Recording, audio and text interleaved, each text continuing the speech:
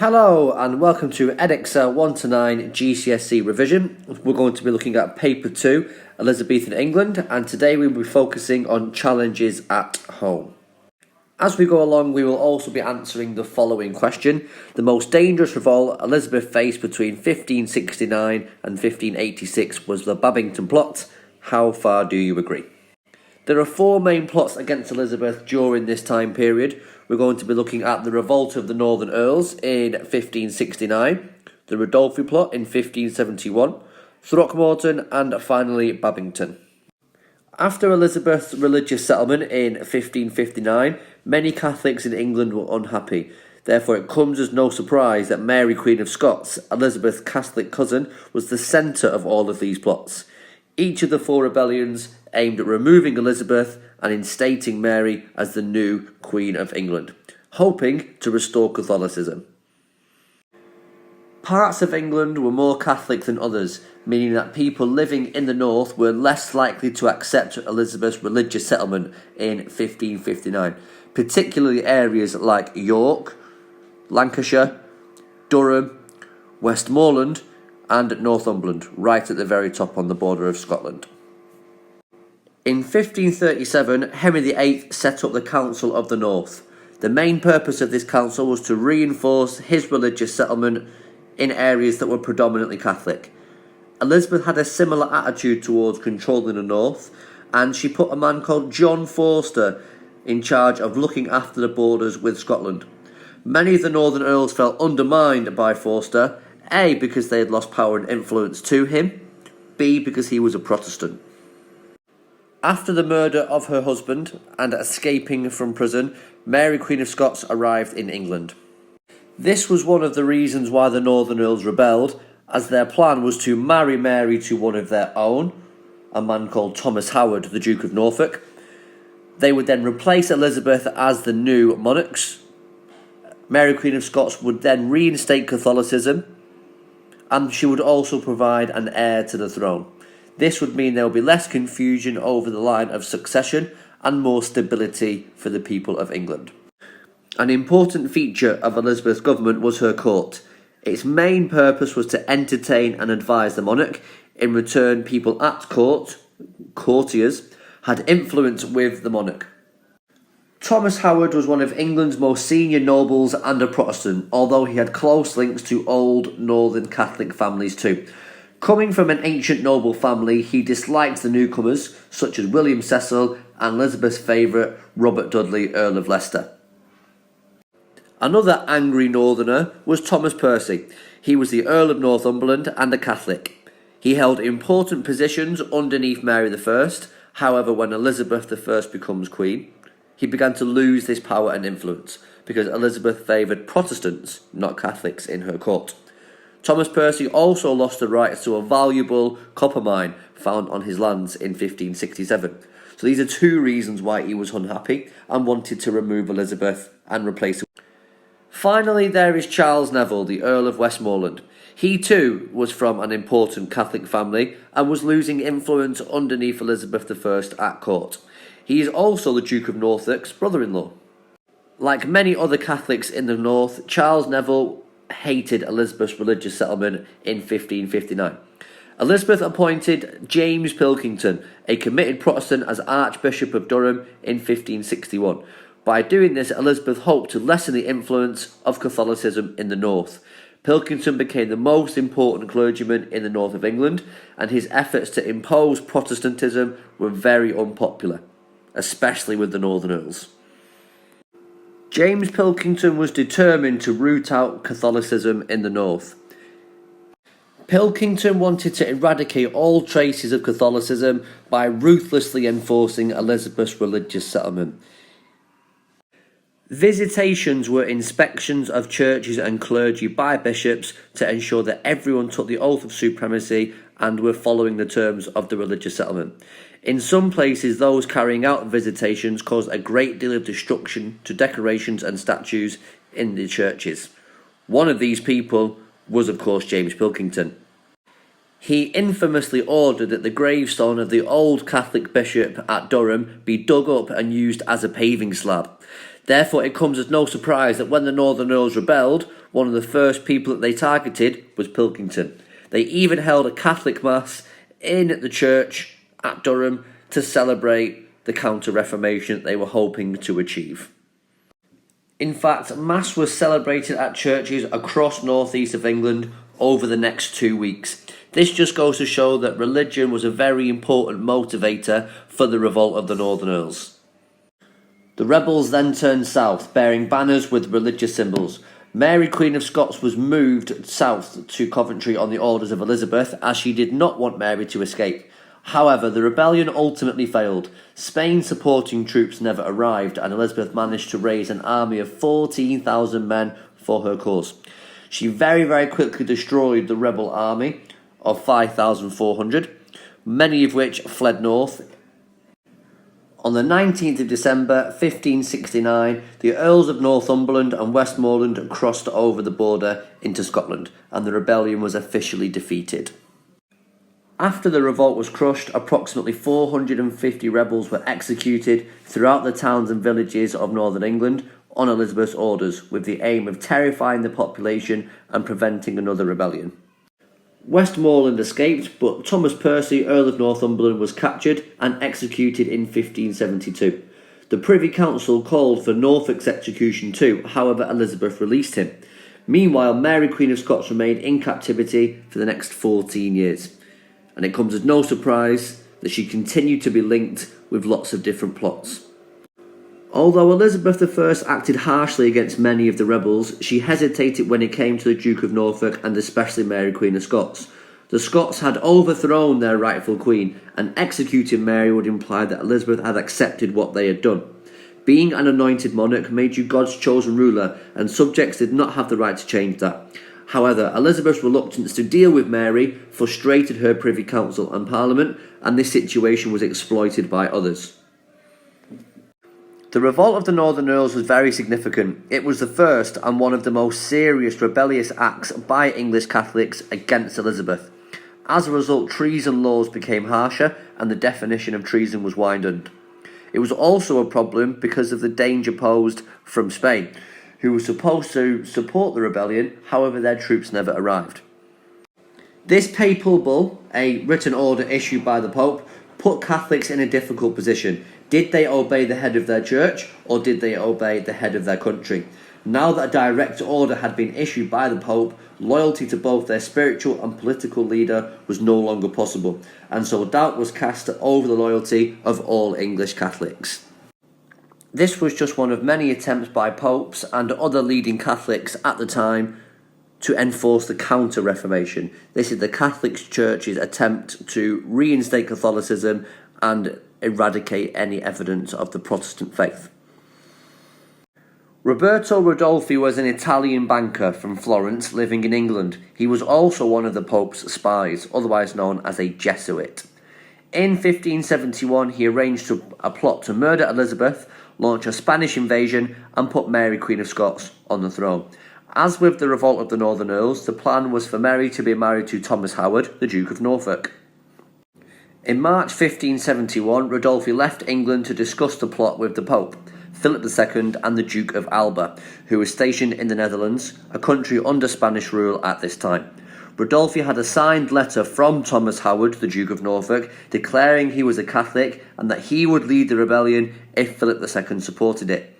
Philip told Alba to prepare 10,000 men to send to England if necessary. Sir William Cecil uncovered the plot, and by autumn 1571 he had gathered enough evidence, which were secret letters written in code, to prove that Thomas Howard was guilty of plotting against Elizabeth again. This was high treason. Ridolfi was abroad when this plot was uncovered and never returned to England. When Parliament met again in May 1572, it demanded the execution of both Norfolk and Mary. Elizabeth signed Norfolk's death warrant but refused Mary's. Elizabeth was reluctant to execute Thomas Howard. After all, before the two plots, he had been a loyal supporter. He was there when Elizabeth was coronated. He was the one that actually organised the whole ceremony. She trusted Thomas Howard to lead her armies in Scotland, and before the two revolts there were even suggestions that the two would be married. However, on the 8th of May 1572, Thomas Howard was executed and Mary was spared. Coming so soon after the papal bull excommunicating Elizabeth, the Ridolfi plot reinforced the threat posed by Mary and Catholics both at home and abroad. It also reinforced the threat to England from Spain. Already concerned by the Duke of Alba's presence in the Netherlands, anxiety about Spain's intentions towards Elizabeth increased. Because of the threat from Spain, Elizabeth focused on improving relations with France. In order to keep Catholicism alive in England and strengthen England's Catholic resistance to Elizabeth and her Protestant Church, Catholic priests were smuggled into England from 1574 onwards. They travelled undercover, staying with well-to-do Catholic families, celebrating Mass, which is a Catholic service, and hearing confessions. As you can imagine, this was really dangerous. Government agents increasingly kept English Catholics under surveillance, homes were raided, and anybody caught hiding a Catholic priest was hung, drawn and quartered. This was a horrific type of punishment used when the accused was found guilty of high treason. The accused would be hanged until nearly dead, cut open, have their intestines removed, and then finally chopped into 4 pieces. This just shows how worried Elizabeth was. Fortunately for Elizabeth, this plot never got off the ground, so it isn't considered that serious. However, the triple threat of Mary Queen of Scots, the Pope and Spain being involved in another attempt on Elizabeth's life was very, very scary, particularly so soon after the revolt of Northern Earls. It was also pretty serious considering the amount of Catholics in England that were involved in the plot. It would be another 10 years before the third plot was orchestrated by Francis Throckmorton. Francis's father, Sir John Throckmorton, was an important member of Elizabeth's government. He was even knighted by Elizabeth in 1565. However, he brought his sons up as devout Catholics, so much so that Francis Throckmorton was very nearly arrested at school for worshipping Catholic Mass. In 1579, John Throckmorton, now Chief Justice of Chester, which is a very important office, was suspended, fined and disgraced. A year later, he died a broken man, which probably encouraged Francis to get involved in Catholic plots to overthrow the Queen, to get revenge for the downfall of his father. The Throckmorton plot planned for the French Duke of Guise, the cousin of Mary Queen of Scots, to invade England, free Mary, overthrow Elizabeth and restore Catholicism to England. Due to Elizabeth's interference in the New World and helping the Protestant rebellion in the Netherlands, the relationship between England and Spain rapidly deteriorated. So by 1583, Philip II decided that he would provide financial support for the Throckmorton plot. Even the Pope was involved. He knew of and approved the plans to not only get rid of Elizabeth but to execute her and to replace her with Mary Queen of Scots. Sir Francis Walsingham, Elizabeth's Secretary of State from 1573 onwards, uncovered the plot. He had worked along William Cecil and had also helped William uncover both the Northern Revolt and the Ridolfi plot. His agents found incriminating papers at Throckmorton's house. Throckmorton was arrested in November 1583 and executed in May of 1584. The Throckmorton plot again emphasised the threat of foreign Catholic powers, English Catholics and Mary Queen of Scots. It also showed the potential threat if the forces of Spain and France were to combine in the future. As a result, life became harder for Catholics and they were treated with great suspicion by the government. Many important Catholics fled England, and after the plot, up to 11,000 were imprisoned or kept under surveillance or house arrest. In 1585, Parliament passed many laws that made helping or sheltering Catholic priests punishable with death. They also passed a very specific law which meant that if Mary Queen of Scots was to be linked to another plot, she should be tried and executed. This was called the Bonds of Association. And this demonstrated how serious the Throckmorton plot was. 11,000 people were arrested. France and Spain, who, when Elizabeth became queen, were at war with each other, were now working together, and there were many Catholics within Elizabeth's own country that were involved in the plot. The Babington plot once again centred on the murder of Elizabeth I and also encouraged English Catholics to rebel. It was similar to the Throckmorton plot in the sense that the Duke of Guise would invade England, this time with 60,000 men, and put Mary on the throne. Both Philip II of Spain and the Pope supported the plot. As a result of Elizabeth's interference in the New World and her support of Protestant rebellions in Europe, particularly France and the Netherlands, Spain and France joined forces in the Catholic League and signed what would later be known as the Treaty of Joinville. This was a promise to permanently rid any evidence of Protestantism from Europe, and this included going to war with Elizabeth. In March 1586, Anthony Babington, who was just 27 years old at the time, and 6 friends gathered in the Plough, an inn outside Temple Bar in London, where they discussed the possibility of freeing Mary, assassinating Elizabeth, and inciting a rebellion, supported by an invasion from abroad. Anthony was a Catholic with links to the French, and he wrote to Mary, Queen of Scots, whom he had known since he was a child, in July 1586 about the proposed plot to break her out of prison, marry her to the French prince, the Duke of Guise, and assassinate Elizabeth. Similarly to the letters produced by Roberto Ridolfi and Francis Throckmorton, the letters between Anthony Babington and Mary, Queen of Scots, were written in code. This code was broken by Sir Francis Walsingham and his spies, who had been watching Mary closely and intercepted these letters, which were hidden in barrels of wine. Walsingham's spy network was incredibly impressive. Throughout England, Walsingham had a range of spies and informants in every county and important town. Some people were specially trained agents, others were ordinary people who were paid for useful information.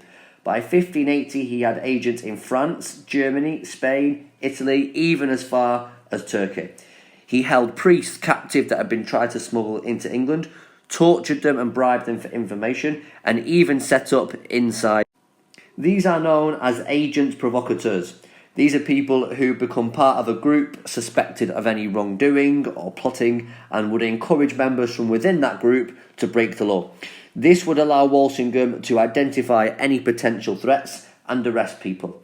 No one was above suspicion, and even members of the nobility were routinely spied upon, which just shows just how little trust Elizabeth had for Catholics within her own country.